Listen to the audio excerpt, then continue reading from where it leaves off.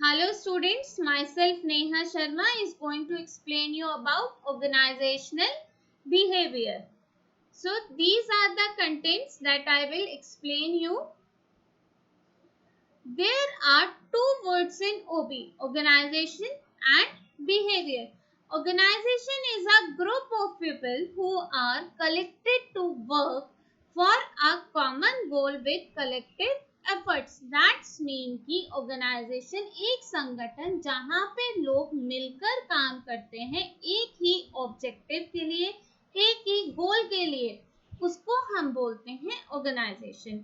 Behavior, it is a verbal or physical response shown by a person as a consequence of the impact of his her surrounding. Verbal that's mean कि behaviour का मतलब होता है व्यवहार, कि किस तरीके से पर्सन व्यवहार करता है, बिहेव करता है, रिस्पॉन्ड करता है, अपने जो चारों ओर वो चीजें देखता है. So organizational behavior is a field of study that investigates the impact that individual groups and structure have on behavior within the organization.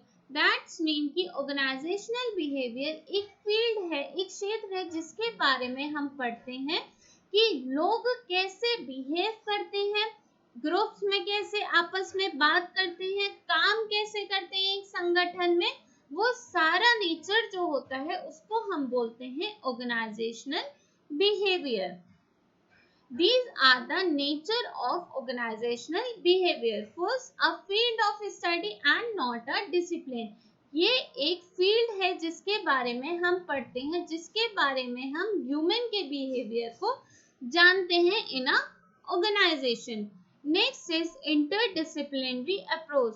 That's mean कि अलग अलग डिसिप्लिन से, अलग अलग सब्जेक्ट से गेन करता है knowledge organisational behaviour. Next is applied science. एक ये अप्लाइड साइंस है जिसमें विज्ञान है, जिसमें कि हम लोगों के रिस्पॉन्सेस को, लोगों के बिहेवियर को, कि किस तरीके से वो एक संगठन में काम करते हैं, बात करते हैं, किस तरीके से वो मिलकर सबके साथ में काम करते हैं. Next is normative and value centre. Normative and value centre that's mean cause and effective relationship. That's mean कि कैसे लोग ह्यूमन जो होते हैं वो बिहेव करते हैं, कैसे रिस्पॉन्ड करते हैं ऑर्गेनाइजेशन में, मैनेजर की बात का कैसे रिस्पॉन्ड करते हैं, अपने साथ के कलीग्स को कैसे रिस्पॉन्स करते हैं. That's mean normative and value centred. Next is humanistic and optimistic. Humanistic and optimistic कहते हैं कि ह्यूमंस के नेचर को हम इसमें जानते हैं, उनके बिहेवियर को हम समझते हैं. Next is oriented towards organisational objective. Organisational behaviour जो है वो ऑर्गेनाइजेशन के ऑब्जेक्टिव से जुड़ा हुआ होता है, क्योंकि ऑर्गेनाइजेशन का जो ऑब्जेक्टिव होगा, गोल होगा, वही जो उनके अंदर काम कर रहे होते हैं लोग, उनका ऑब्जेक्टिव होता है, उनका गोल होता है कि ऑर्गेनाइजेशन के गोल को अचीव करना है. Next is a total system approach. A total system approach कहता है कि इन अ ऑर्गेनाइजेशन काफी सारे डिपार्टमेंट्स होते हैं, काफी सारे सिस्टम होते हैं, उनके अंदर में सब सिस्टम होते हैं. तो ये एक सिस्टमैटिक अप्रोच है जिसमें काफी सारे डिपार्टमेंट्स मिलकर काम करते हैं.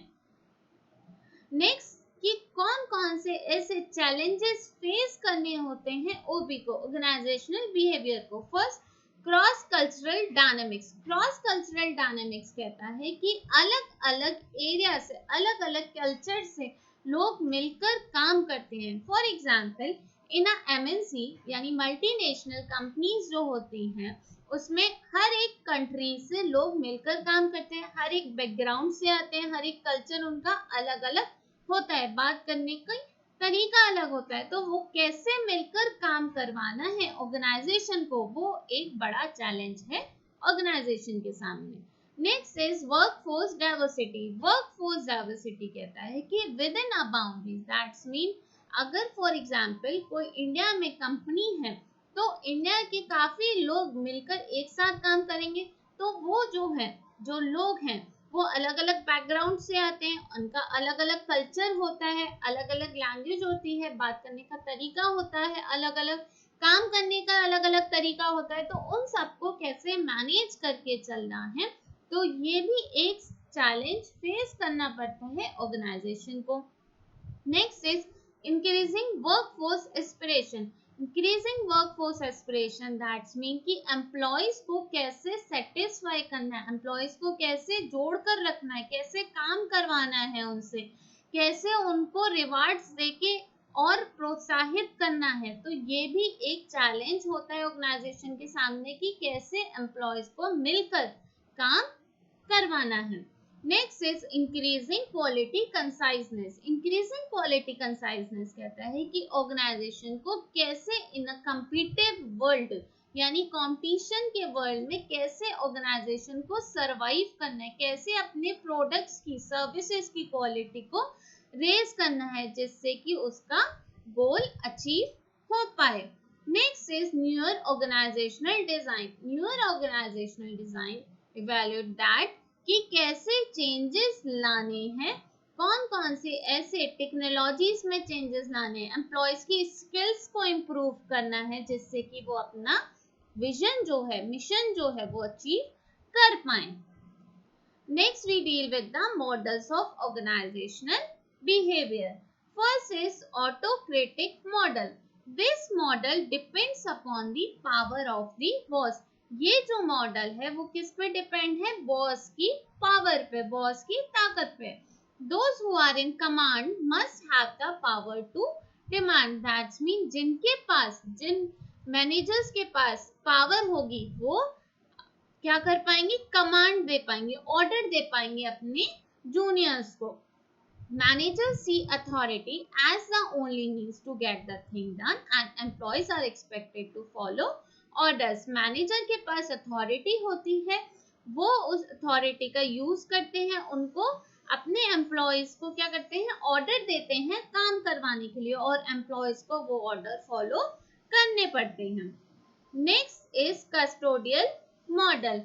In the custodial model, the managerial orientation is towards the use of money to pay for employee benefits. Custodial model कहता है कि जो managerial orientation is towards the use of money. That's mean employee के सामने पैसा रखते हैं, वो rewards देते हैं उनको कि वो किस तरीके से काम करें, जितना वो काम अच्छा करेंगे उतने ज्यादा उन्हें रिवार्ड्स मिलेंगे, उतने ज्यादा उन्हें पैसे मिलेंगे।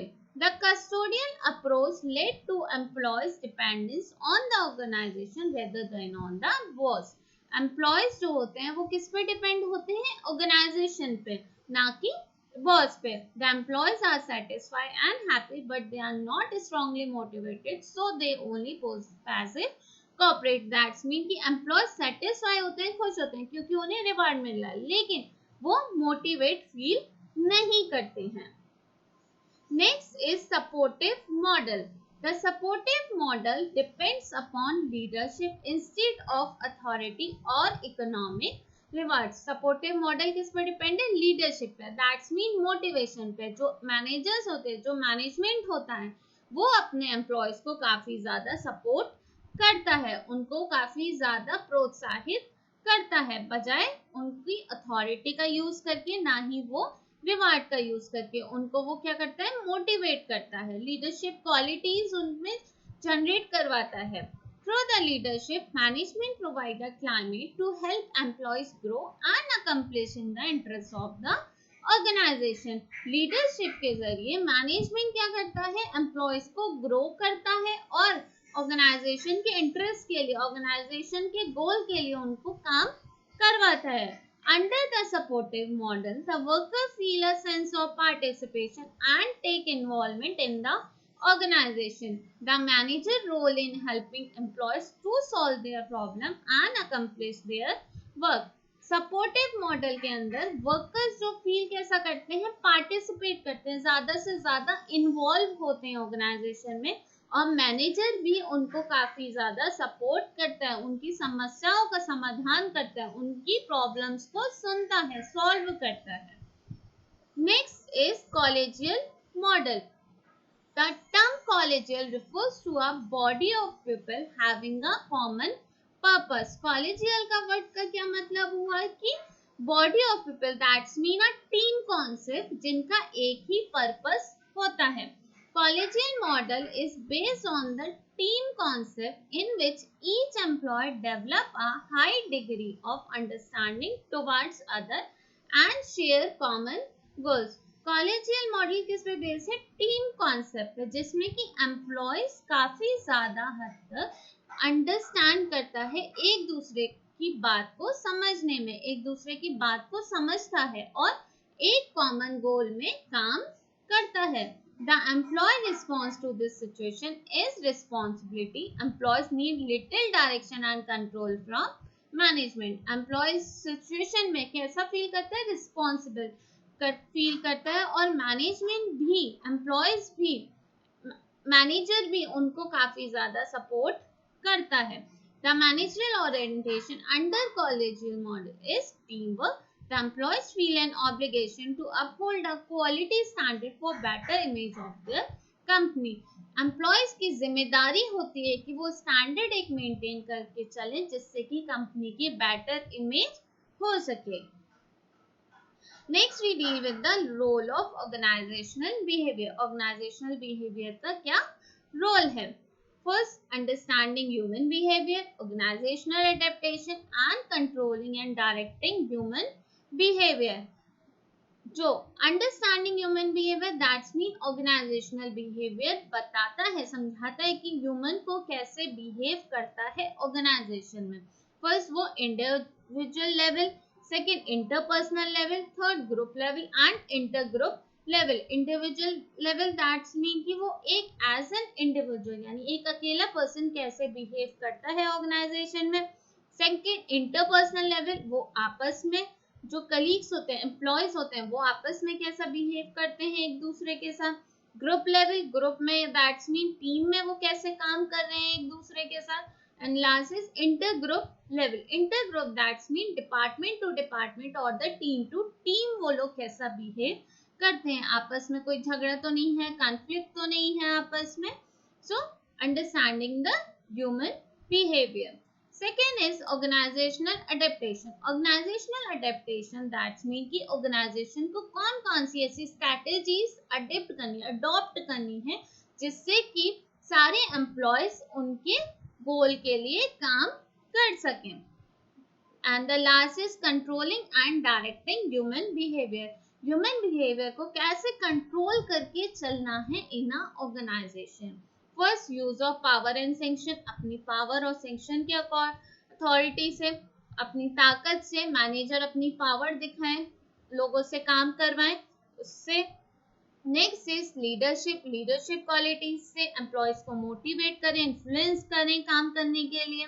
Next is communication. Communication is mandatory feature between the employees and the manager, क्योंकि मैनेजर अगर कम्युनिकेशन नहीं होगा तो एम्प्लॉयज क्या करेंगे, अपनी बात को नहीं रखेंगे मैनेजर के सामने. And the last is organisational climate. Organisational climate that's mean कि इज अ पॉजिटिव और द नेगेटिव. अगर ऑर्गेनाइजेशनल का क्लाइमेट पॉजिटिव रहेगा तो ज्यादा से ज्यादा लोग पार्टिसिपेट करेंगे, एम्प्लॉय ज्यादा से ज्यादा ऑर्गेनाइजेशन के गोल के लिए काम करेंगे. लेकिन अगर नेगेटिव रहेगा वहीं तो एम्प्लॉयज क्या करेंगे, छोड़ने की सोचेंगे, रिजाइन करने की सोचेंगे, स्विच करने की सोचेंगे. सो ऑर्गेनाइजेशन का भी क्लाइमेट बहुत ज्यादा जरूरी है. नेक्स्ट, ये दीज आर द रेफरेंसेस, आप इसमें से पढ़ सकते हैं. Thank you.